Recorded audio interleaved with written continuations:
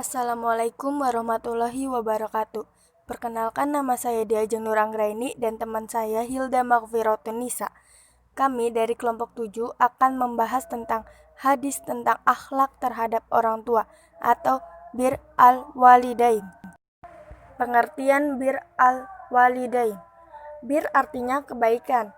Berdasarkan sabda Rasulullah SAW, albir adalah baiknya akhlak. Hadis riwayat Muslim.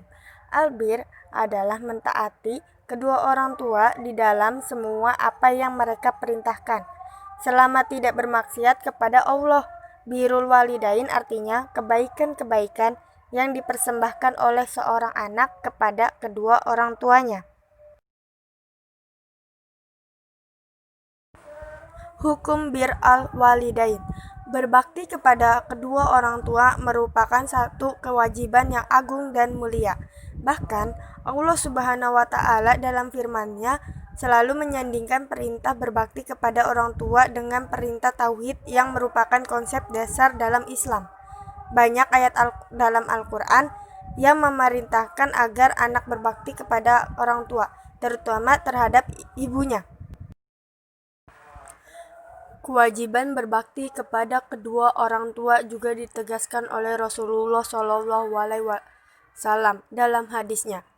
Abu Hurairah radhiyallahu anhu menceritakan, telah datang seorang laki-laki menemui Rasulullah SAW dan berkata, "Apa yang engkau perintahkan kepadaku?" Rasulullah SAW menjawab, "Berbaktilah pada ibumu." Orang itu mengulangi perkataannya. Rasulullah SAW menjawab, "Berbaktilah pada ibumu." Orang itu mengulangi perkataannya yang keempat kalinya. Rasulullah SAW menjawab, "Berbaktilah kepada bapakmu." Hadis riwayat Bukhari, Muslim, dan Ibnu Majah.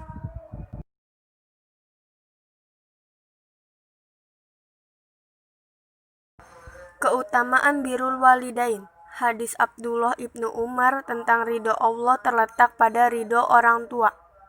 An Abdullah bin Amri radhiyallahu anhu qala Rasulullah sallallahu alaihi wasallam, ridho Allah fi ridho walidaini wa sakhatu Allah fi sakhatu walidaini. Artinya, dari Abdullah bin Amrin bin As radhiyallahu anhu, ia berkata, Nabi SAW telah bersabda, keridhaan Allah itu terletak pada keridhaan orang tua, dan murka Allah itu terletak pada murka orang tua. Hadis riwayat At-Tirmizi. Hadis ini dinilai sahih oleh Ibnu Hibban dan Al-Hakim. Hadis Abu Hurairah tentang siapakah yang berhak dipergauli dengan baik. An Abi Hurairah radhiyallahu anhu qala jaa rajulu ila Rasulillahi sallallahu alaihi wasallam.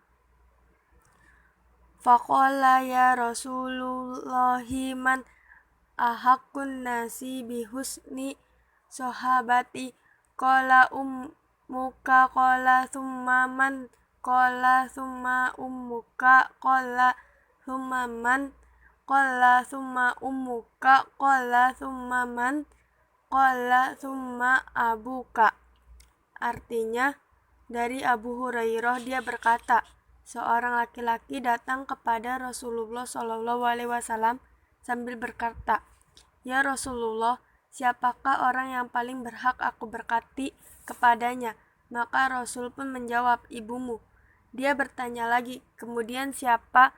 Rasulullah menjawab kembali, "Ibumu." Dia bertanya lagi, "Kemudian siapa lagi?" Rasulullah menjawab, "Ibumu."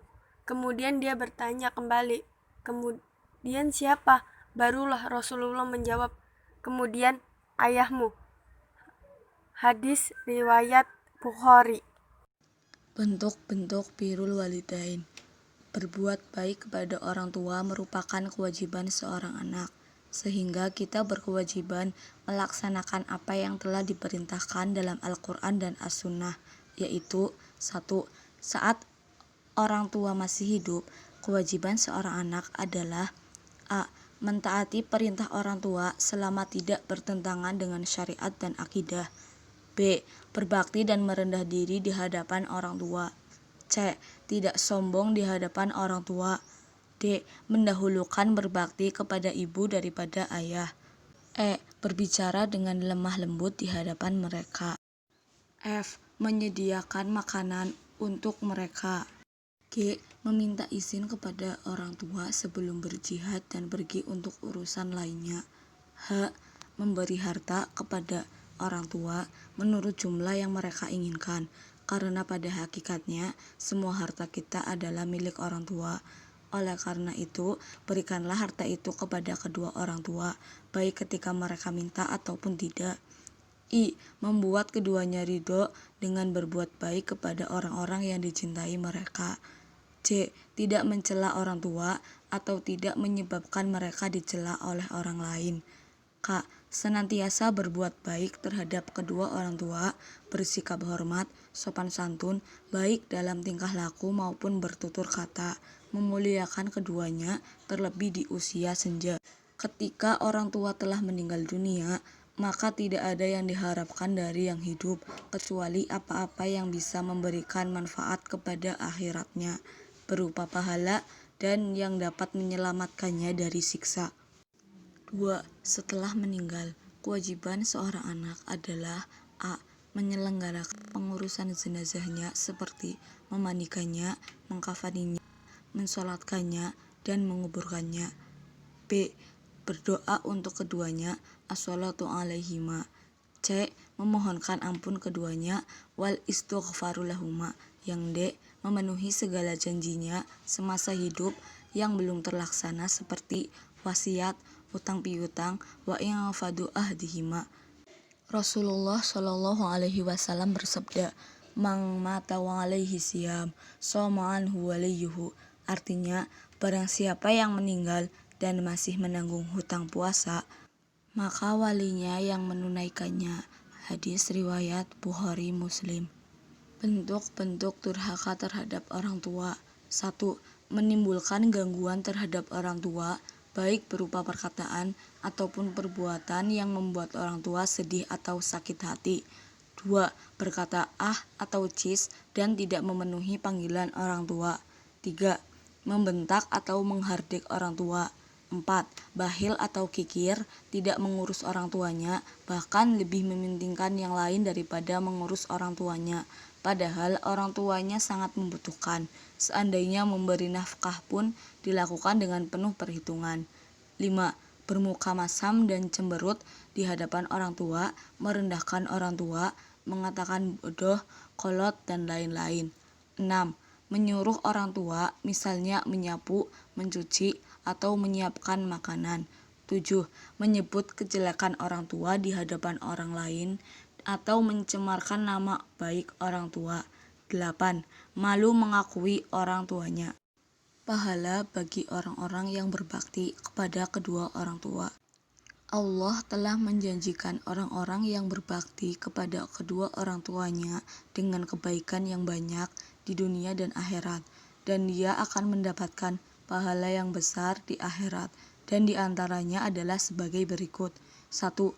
Pahala di dunia.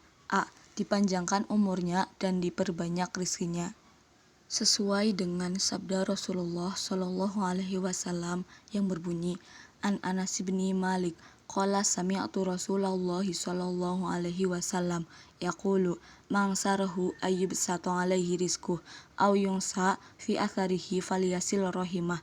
Artinya, dari Anas bin Malik radhiyallahu anhu, dia berkata, saya pernah mendengar Rasulullah Shallallahu Alaihi Wasallam bersabda, barang siapa ingin dilapangkan rizkinya dan dipanjangkan umurnya, maka hendaklah ia menyambung tali silaturahim.